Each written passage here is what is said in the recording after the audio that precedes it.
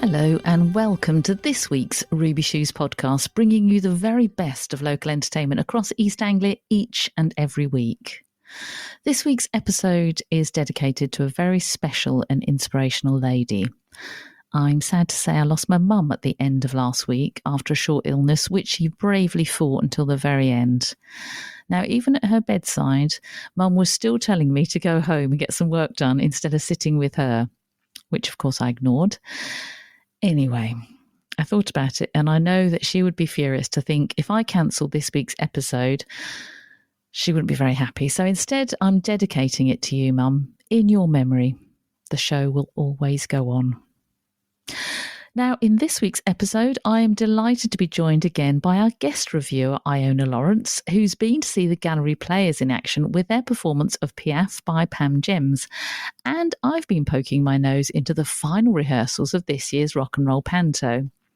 Plus, this weekend, I don't know about you, but I'm off to make a start on that Christmas shopping. So I thought I'd give you some inspiration too, if you have any little people to buy for. So I'm going to feature a fabulous Suffolk children's author who's passionate about our bees. But first, let's hear from Iona and see how she got on.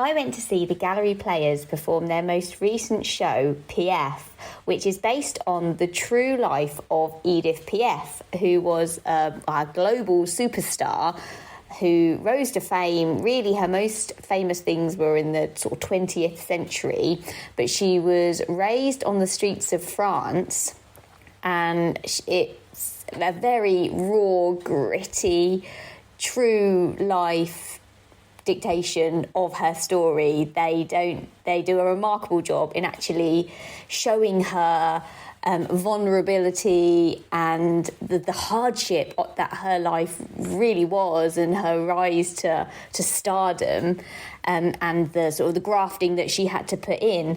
The main character, Emily Bennett, does a phenomenal job. She rarely leaves the stage. She's on for throughout, I think, the entirety of the first act, and then she does have a few little bits where she has to go back, where she disappears off the stage in the second act. But so it's a real testament to her, because she learns all of the French songs, and her accent is incredible. All of their accents were very, very good. You really felt like you were in the streets of France.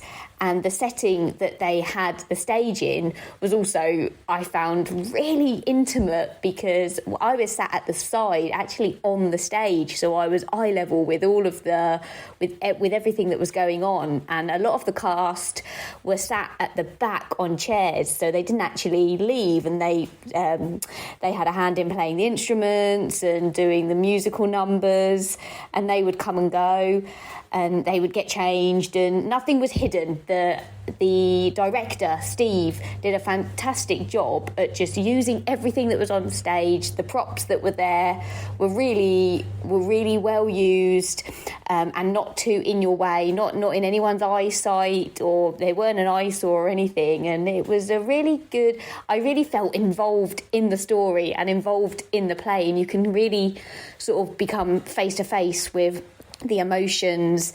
And it was very hard hitting, actually, because this amazing woman that was Piaf, or that was what her name, she was sort of coined with the name of Piaf. But you show she didn't have an easy life. She kept sort of was working on the streets when she first started out, and she got noticed, and it was really good. I'm really glad I went to go and see it. So I was there on the opening night, and it was a great rendition of the show. The show itself was really funny. It had moments of lightness and humour injected into it. There were a lot of characters which you knew when they entered the stage you'd probably be laughing by them leaving, because it was quite tongue-in-cheek, because, like I say, the story is quite raw and gritty, and it's really intimate into this poor woman's life. the entire cast did a really good job at utilising the whole of the stage, and there were quite a lot of, I think there was about 10 characters in total that remained on stage throughout most of it. There were a few of the other main characters who would come and go, and the highlight for me was definitely the last song at the end. You're sort of waiting for the performance, because you know that the most famous song, No Regrets, will be coming, and no spoilers, but it is it's done as the finale number, and it really just brings the show together.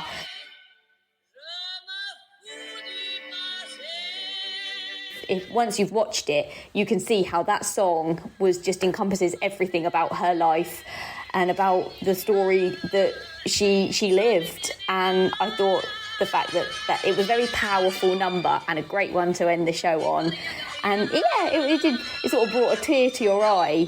But you were happy that it wasn't a sad ending, even though she'd come to the end of her life. You're not sad about it, because there's nothing better than coming to the end of your life and having no regrets. This has been Iona Lawrence recording for the Ruby Shoes podcast. Now, when you're mid-show rehearsal, the last thing you need as a performer is an interviewer popping in, but the lovely cast of this year's Dick Whittington for the Rock Roll Panto at the New Aussie Theatre let me inside for a sneak preview of this year's show. If I could start with you, Steve, if that's all right. Yeah. Because you're the most familiar character. Right. Because I've been to the Rock and Roll Panto for I don't know how many years. Yeah. And one of the things I wanted to ask the cast is, you're all so talented. I mean, you can sing, you can act, you can play the instruments, not just one, but all of them. How on earth does... and this isn't meant to be disrespectful to Ipswich or Suffolk, but how on earth does somewhere like this keep people that have so much talent here? What is it? What keeps you here in Suffolk? Well, it's something that's been built up over many, many years. And I first worked here in 2004, and I'd heard about this sort of thing, but it wasn't until I worked here I experienced. And it's not just us; it's the nature of the whole theatre. It just feels like such a sort of family vibe, and it is. You're right. It is very unique, and you don't get it in a lot of theatres. And there's something special about here. And the reason it's in Suffolk, just lucky Ipswich, isn't it? Yeah. Oh, that's brilliant. So, Miles, is this your first time working in Rock and Roll Panto? Have you been in it before? It's my first time. I thought it might be your first time. And tell me about your character that you're playing. I'm playing the cat. He's a very headstrong person. He knows what he wants, and he knows how to get it. He's very loose and fun and free type spirit, I think. And it's just a lot of fun to play, really. I bet it is. Yeah. I mean, Panto in itself is fun to play, isn't it? Yeah. A Rock and Roll Panto, it literally kind of takes that enjoyment up to about 300%, doesn't Absolutely. it? It is so good. And that's both for the children, but also for the adults, because everybody gets involved, don't they? Exactly, yeah. Completely. I'm going to bring you into the conversation as well. Sure. Just tell me your character again. So I play the fairy and the pirate. Oh, so brilliant. You don't want to get your words muddled up. You don't sort of stand there in one costume and think, hang on a minute, I'm in the fairy costume. Wrong I'm just one. being the pirate. Yeah. Is that quite hard to do, the two characters like that? I think it was fun and challenging trying to think about how to distinguish both of them and how I should portray both of them without making like the same actions. I do catch myself sometimes doing the same thing and I'm like, oh right, that's not for the fairy or that's not for the pirate. But once we continue doing it, I feel like I'm them. I feel much more comfortable in how they walk and how they speak, and it's really fun to play. Brilliant. And it's a long run as well, isn't it, Steve? Because some pantos are literally, a couple of weeks and you're out of there. Amateurs. This is till January the 20th, yeah. Yeah, and it starts in November. I know. So it must be the longest run, actually. It started last year. Yes, was it November the 3rd? Well done. 23rd. How do you keep the whole kind of, that level of both expertise, but also the enthusiasm and the power that you bring to the stage. I mean, you literally, when you watch it, you think it's like the last night, but it isn't, because you've got so many other performances. How do you keep it up there all the time? Well, I mean, that's part of the sort of the stamina of, I mean, not just panto, it's just like most acting gigs, really. I mean, obviously some are very different, and this just happens to be one which, yes, is very energy based, and you have to think of it as like it is till January the 20th, and you have to sort of find a way of doing it, but at the same time giving every audience the same payoff. Is there any sort of preparation? Are you sort of, because it's you two, it's your first time as well, isn't it? So is there something that you're doing to prepare for this? Because it is quite mammoth, isn't it? Yeah. That you've got to do. Is there some way that you can kind of prepare mentally and also physically for such a demanding, next... How many weeks is that? That's a lot of weeks. That's a lot of weeks. Let's not think how many. Let's not count the weeks. What is it in cat A while. weeks? I think, Just think of it in cat weeks would be easier. I think I find like leaning on the cast, there's only, 9 of us? Yeah. And so you really have to lean on each other and, be each other's crux.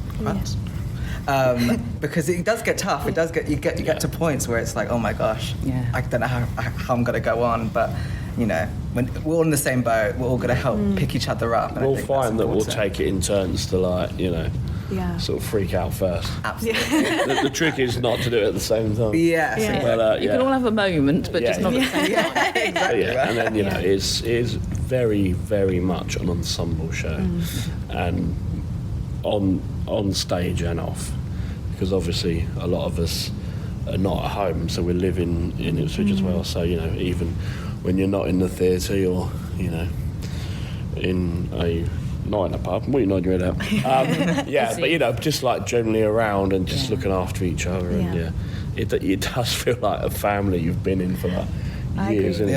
You're like a long lost cousin that lives in Belgium or something. But so it is that feel of sort of ensemble feel, and I think that is the magic of these shows. It's the fact that it doesn't matter what part you are, the audience, they spot everyone on the stage. And I think what you've seen yourself, I think that's unlike a lot of pantos. It is, because if you're not in the scene, you're on drums or you're on keys, or There's no let up, is there? Literally, No. you just think, oh my goodness, 1 minute, she was just singing that incredible song, and now, as you say, she's on keyboards, and then you're doing something else, so that you don't just sort of waft off and have a tea break and put your feet up at all. And if you think there is a let off, then you've missed your cue. Yeah, exactly. Yeah. If you're too relaxed, you'll Which I may or may not have done before. What do you mean I can't heat my lasagna up? So it is fun. It is a long run, but it does go quick. Because once because we'll get press night, and then it'll be like, then the next thing is like, Christmas, I suppose. And then once that's gone, you're like, it's New Year, and then it's like, we're nearly done. home straight. And you're like, so it does sort of weirdly. And what do you do in the new year rather than just fall into bed and lock the door and say, don't disturb me? I mean, is there a plan? Do you manage to sort of have some time off? And Do you mean for New Year's? We've got New Year's day off. Yeah, when you get some time off. I want to sleep.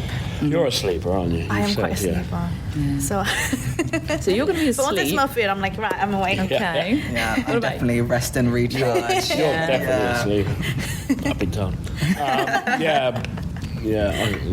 I'm quite used. I used to be a party animal. I'll sleep this year. Why not? Everyone else is.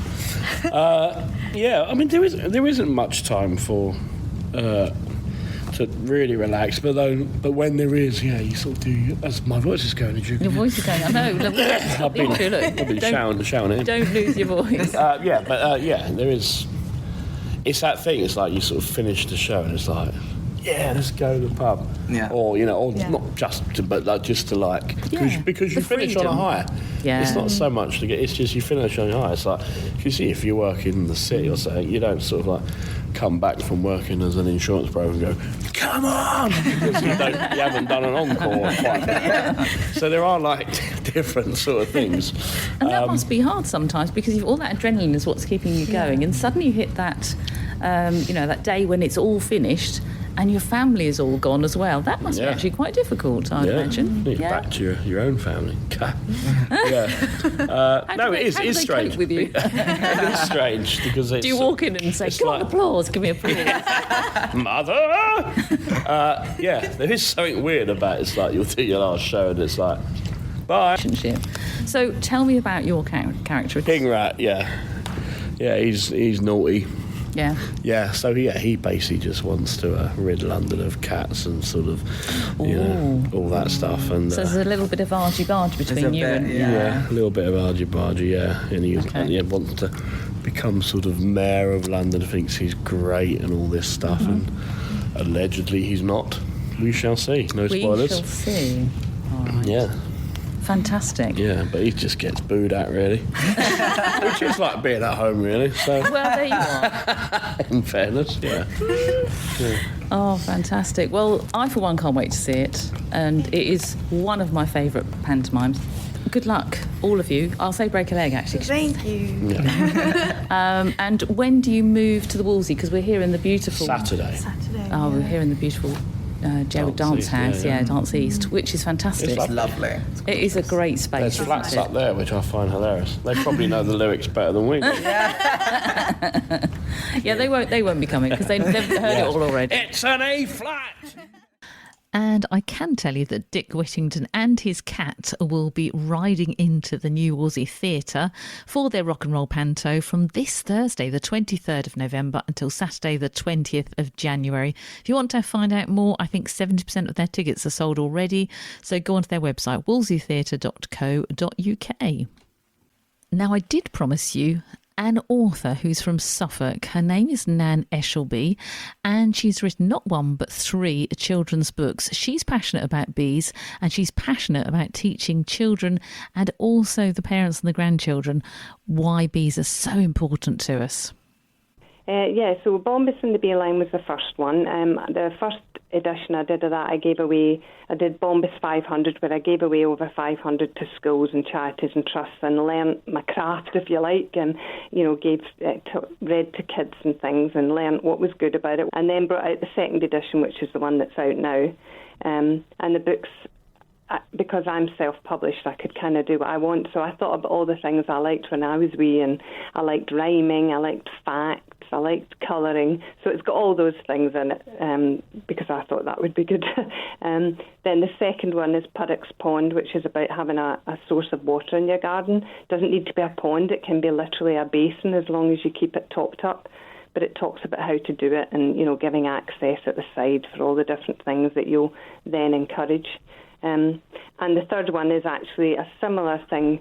Brilliant Bombus Bumblebee is about the similar thing of growing the pollinator flowers, but it's for much, much younger children, so under 4. So a similar idea. And yeah. And they're all beautifully illustrated as well.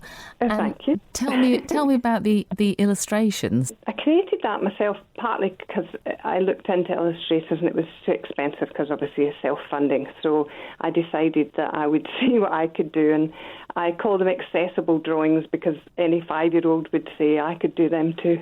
So that's... I think you're being far too modest. They're beautiful pictures. They really are. And you know exactly what they are straight away. And I love the fact that you've actually drawn the different types of bees. I had no idea that there were so many different types of bee, and now I'll be able to identify them because you've drawn them beautifully in the book.